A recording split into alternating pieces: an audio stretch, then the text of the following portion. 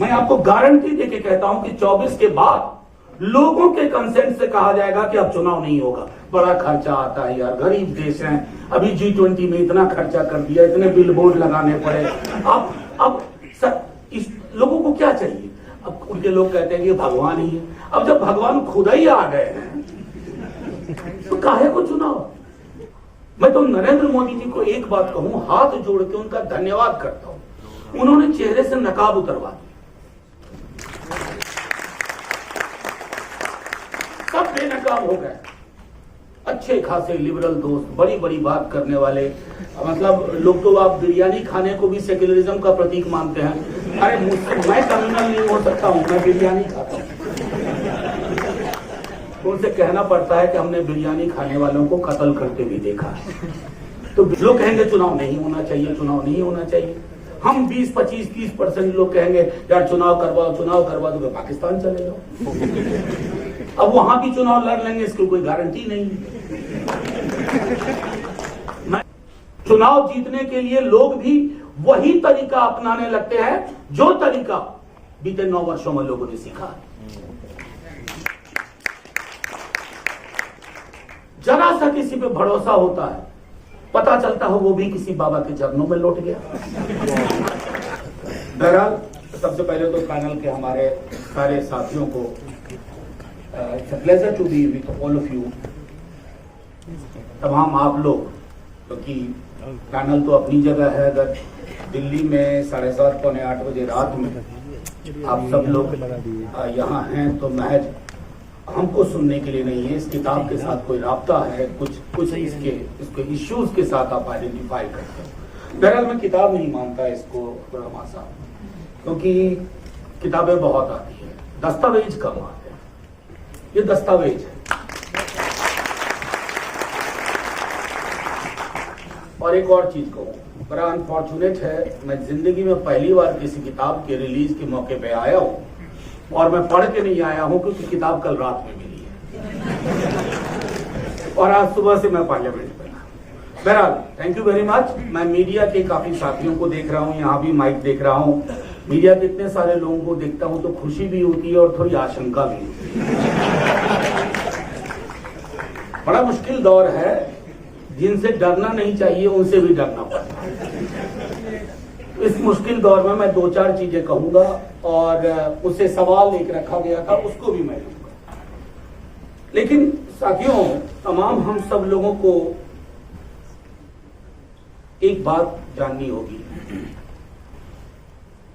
आरफा जी मेरे बगल में बैठी हुई थी, मैंने उनसे कहा हम में से कईयों को यह मुगालता है कि 24 का चुनाव जीत जाएंगे तो देश पटरी पे आ जाएगा।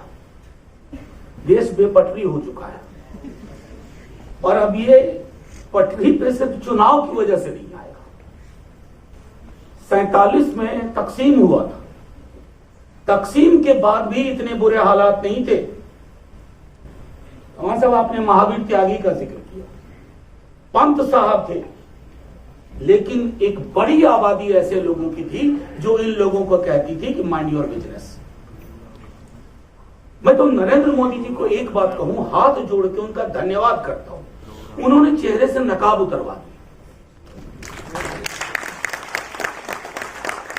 सब बेनकाब हो गए। अच्छे खासे लिबरल दोस्त, बड़ी बड़ी बात करने वाले, मतलब लोग तो आप बिरयानी खाने को भी सेक्युलरिज्म का प्रतीक मानते हैं। अरे मुझसे मैं कम्युनल नहीं हो सकता हूं, मैं बिरयानी खाता हूं। उनसे कहना पड़ता है कि हमने बिरयानी खाने वालों को कत्ल करते भी देखा है। तो बिरयानी खाता हूं, मेरे कुछ मुस्लिम दोस्त हैं, मेरा बेस्ट फ्रेंड स्कूल में मुसलमान था। साहब ये लोक कथाओं से, दंत कथाओं से हकीकत नहीं बयान होती, हालात बेजार है। यकीन मानिए, मैं यहां खड़ा होकर के आपसे ये नहीं कह सकता हूं कि सब कुछ ऑल इज वेल है और बहुत बढ़िया होगा, कुछ नहीं होगा। हम बहुत बुरी हालत में, चुनाव कुछ नहीं कर सकता। चुनाव जीतने के लिए लोग भी वही तरीका अपनाने लगते हैं जो तरीका बीते 9 वर्षों में लोगों ने सीखा है। जरा सा किसी पे भरोसा होता है, पता चलता है वो भी किसी बाबा के चरणों में लौट गया। मैं ये देखिए, 47 में रोग था, ये 23 में महामारी। रोग का इलाज तो आपने कर लिया, कभी कैप्सूल दे करके, कभी डोलो 650 दे करके, किसको किनारे करो, ये मुद्दा नहीं बनेगा। लेकिन अब ये महामारी इस हालत में आ गई, हमारी आपकी जिंदगी की हकीकतें बदल गई।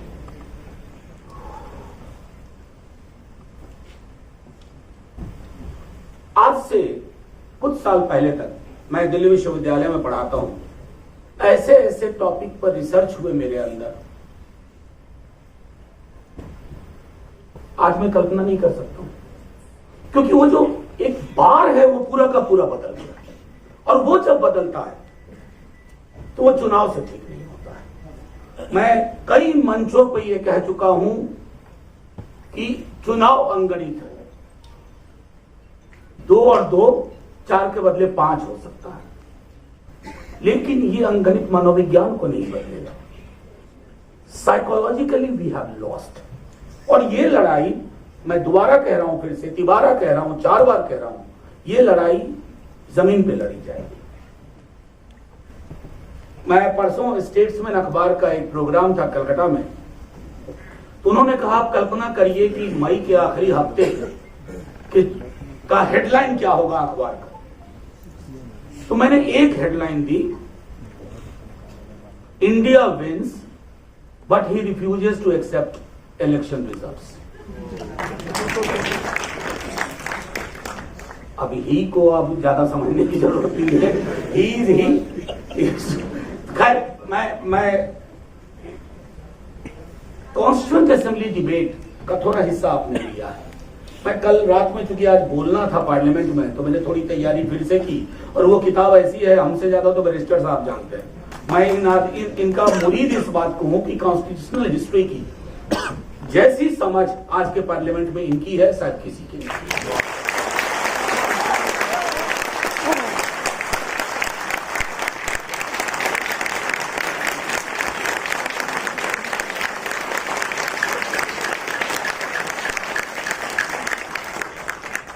इसके लिए अलग से मैं सेंट्रल हॉल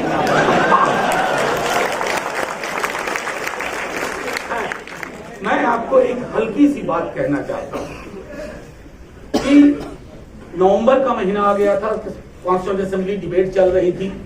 नेहरू चाह रहे थे कि क्रिसमस की छुट्टियां ना हो, हम बैठ के काम करें। आप जानते हैं क्रिसमस की छुट्टियां किसको चाहिए थी? कोई क्रिश्चियन एमपी नहीं था, श्यामा प्रसाद मुखर्जी। मतलब मैं इसके लिए उनकी निंदा नहीं कर रहा हूं। जिस दल के अस्तित्व को आपने गढ़ा था कि आपको क्रिसमस की छुट्टियां चाहिए थी, आज देखिए आपके उस दल की क्या हालत है। तो ये जो जर्नी है हमारे देश की, उस जर्नी में मैंने जो बात एक कही, दंगे पहले भी होते थे, हमारे बीच में ऐसे लोग थे। अर्पा जी ने एक अपना शेयर किया, मैं पटना यूनिवर्सिटी में था, वहां मेरा एक दोस्त था, फैराडे हाउस में, इकबाल, साहबगंज का था। जब क्रिकेट मैच, उस समय में नया नया टेलीविजन लगा था, तो बड़े शौक से 50 लोग एक साथ बैठते थे, और जब मान लो कि पाकिस्तान अच्छा कर रहा हो या बुरा कर रहा हो, तो लोगों की नजर स्क्रीन से निकल करके इकबाल पे जाती थी कि इकबाल का रिएक्शन। जो रिएक्शन तभी बंद कमरे में इकबाल की ओर जाती थी, आज उस सड़क पे। ये फर्क आया, और इस फर्क को हम सबको समझना होगा। और रिप्रेजेंटेशन का जहां तक मामला है, आपने बहुत, मैंने कहा ना दस्तावेज, मैं डेटाबेस देख रहा था, ये किताब नजीर होने वाली, हम आप इससे चीजें निकालें, लेकिन रिप्रेजेंटेशन को भी सिंबॉलिज्म से आगे ले जाना होगा। मैं आज सोच के आया था, मैं कोई ऐसा बयान नहीं दूंगा, लेकिन यह तय करना होगा। छोटी सी बात है, मैं मुसलमान नहीं हूं,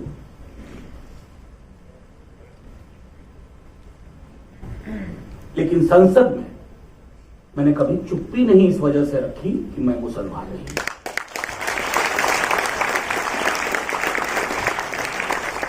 और संसद का रिकॉर्ड गवाह है इस बात का।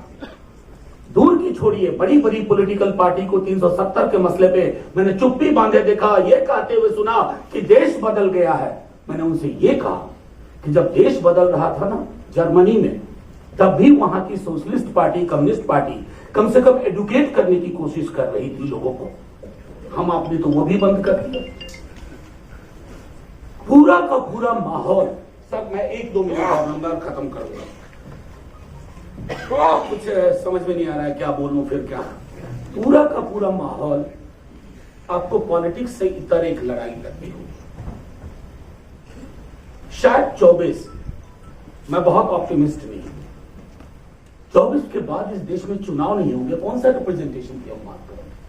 मैं आपको गारंटी देके कहता हूं कि 24 के बाद लोगों के कंसेंट से कहा जाएगा कि अब चुनाव नहीं होगा। बड़ा खर्चा आता है यार, गरीब देश है। अभी G20 में इतना खर्चा कर दिया, इतने बिल बोर्ड लगाने पड़े। अब सर इस लोगों को क्या चाहिए। अब उनके लोग कहते हैं कि भगवान ही है। अब जब भगवान खुदा ही आ गए हैं तो काहे को चुनाव। लोग कहेंगे चुनाव नहीं होना चाहिए, चुनाव नहीं होना चाहिए।